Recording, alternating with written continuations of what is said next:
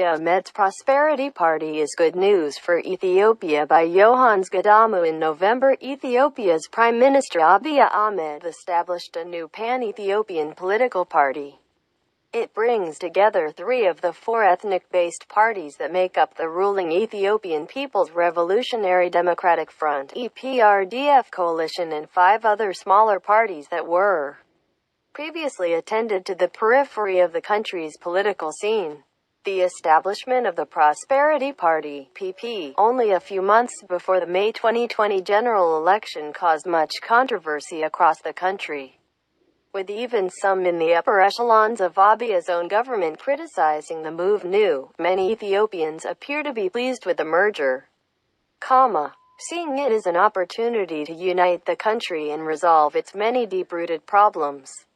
Indeed, it is difficult to deny that a pan-Ethiopian party led by people who have ample experience and significant public support has the unprecedented potential to address major challenges like growing ethnic polarization and violence.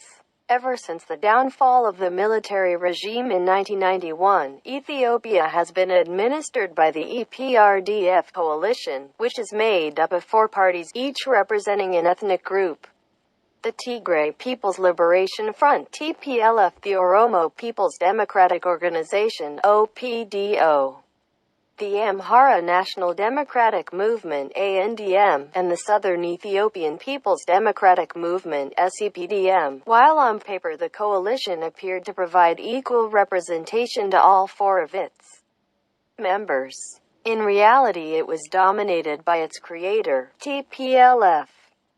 This core imbalance brought the legitimacy of the ruling coalition into question and made reforms within the EPRDF an urgent necessity. While they had tried to reform the coalition over the years, strong resistance from the TPLF made any meaningful change impossible.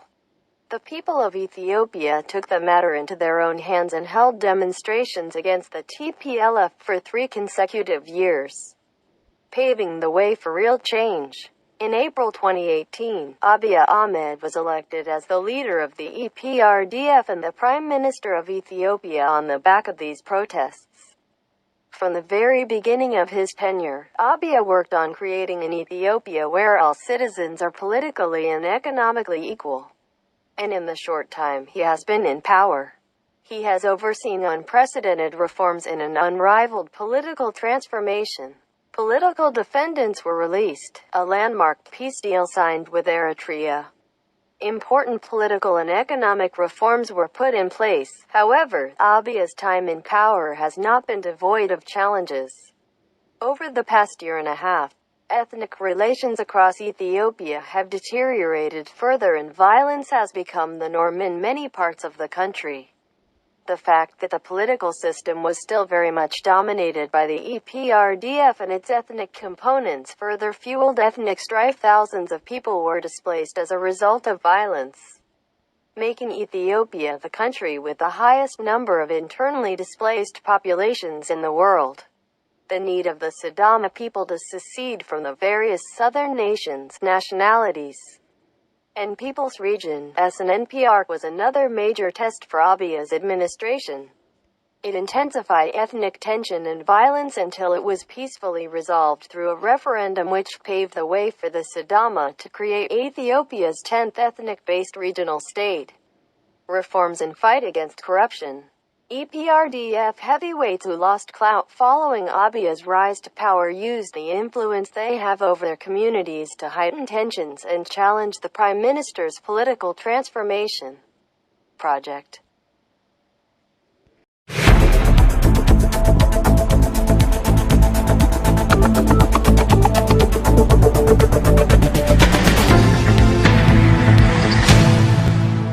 Hubris and political grandstanding undermine Egypt's Nile interests. By Burhanu Abega's Egyptian folklore and delusionary grandiosity about water rights never cease to amaze and amuse the seemingly hapless residents of the Upper Nile Basin. This is especially so for independent-minded Ethiopians who, despite their debilitating poverty, have for millennia provided massive and unrequited development aid to the Sudan and Egypt. You see, Egypt may be the gift of the Nile, but the Nile is the gift of Ethiopia. Ergo, an ungrateful Egypt is ultimately the gift of Ethiopia, which contributes over 80% of its waters and invaluable silt to underwrite the desert civilization. Professor Mohammed Nasser El-Din Alam's recent commentaries are online, May 10, 12, and 13. 2020 are the latest examples of willfully distortionary and condescending pronouncements by those who should know better. Regarding Ethiopia's credible challenge to Egypt's well-cultivated sense of entitlement and hydrohegemony. A casual reader of the jaundiced commentary by the former Minister of Water Resources and Irrigation will be forgiven for not recognizing that the Nile Basin is the only major world watershed without an internationally recognized comprehensive treaty among the 11 riparian states.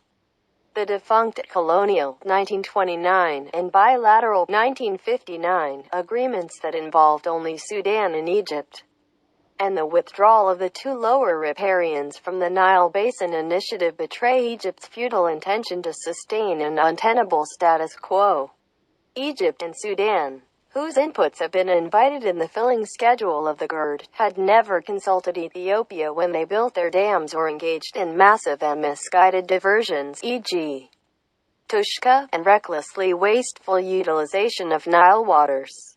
Muhammad Ali's Egypt was defeated twice when it invaded Ethiopia to occupy the Blue Nile Basin, and its current diplomatic offensive is the latest example of a long campaign to keep Ethiopia weak by denying it access to water development financing and destabilizing it politically. Needless to say, Ethiopians remain unimpressed by the saber-rattling and compassionless diplomatic overkill even with a full appreciation of Egyptian military capability and geopolitical influence. Believe me when I say that Ethiopians recognize to a fault the existential angst Egyptians feel about their over-dependence on the Nile. We also feel equally passionate about the cause of eradicating mass poverty in Ethiopia.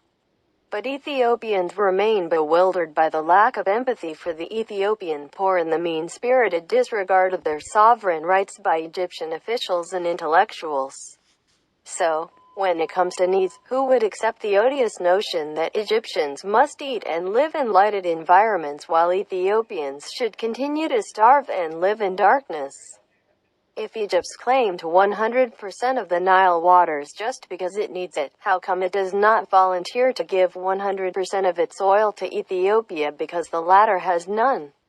And why do we keep hearing clever arguments that Ethiopia can use its non-Nile waters? Only 10% of Ethiopia's rivers are non-transboundary, when no Egyptian would accept the cruel idea that Palestinians should be resettled in Arab countries just because their brethren have plenty of land? The crux of the issue is the crafting of an agreement, based on the applicable international laws that govern transboundary waters so that the 200 million plus people in the two African giants can sustainably and equitably utilize the precious Nile. Based on the templates provided by other international treaties, Mekong, Euphrates, Ganges, Danube, Colorado, Panama. A comprehensive agreement envisaged by the Cooperative Framework Agreement of the Nile Basin Initiative will have 3 pillars: equitable allocation of the Nile waters. This is the stickiest issue since Egypt stands to lose as much as half of its current use. Egypt would be wise to brace itself to accept the inevitable pay for the above allocation tapping of waters. Eliminate water-intensive crops, such as cotton, abandon its reckless water diversion projects, investment in preventing the Mediterranean from infiltrating the Nile Delta. Invest in range management to mitigate the drying up of many tributaries in the Ethiopian highlands, and tap prudently into its massive underground waters. Collective inspection of all dams in the Nile Basin. A framework needs to be developed within NBI to ensure that all economically sensible dams are technically sound and financially viable. Collective investment and management of the ecosystem of the Nile Basin. This should include all riparians, big or small. To us, the only legitimate approach for ensuring environmental sustainability and adequate water supply in the face of global warming and increased demand. The greatest danger facing Egypt and the Sudan is, in fact, the alarmingly rapid drying up of the Nile tributaries as the Ethiopian highlands become denuded and Lake Tana is being suffocated by water hyacinth. As Yoweri Museveni likes to say, Mubarak forgot that Egypt is an African country geographically and economically. Egyptian strategists are, therefore, well advised to recalibrate their bullying posture toward the hinterland by recognizing as equals the likes of Ethiopia and Uganda. An African solution to an African problem is far superior to one imposed by the big powers or fellow Arab states on behalf of a sniveling Egypt. Yes, Egypt is a regional power, but it certainly is not a superpower. It should learn to act like a responsible big neighbor seeking a win-win solution under the applicable international laws. It will surely suffer the diminishment of its de facto water share. Still, such a self-limiting addiction to other countries' sovereign assets should be replaced by an ambition for a fully industrialized and modern service-providing Egypt.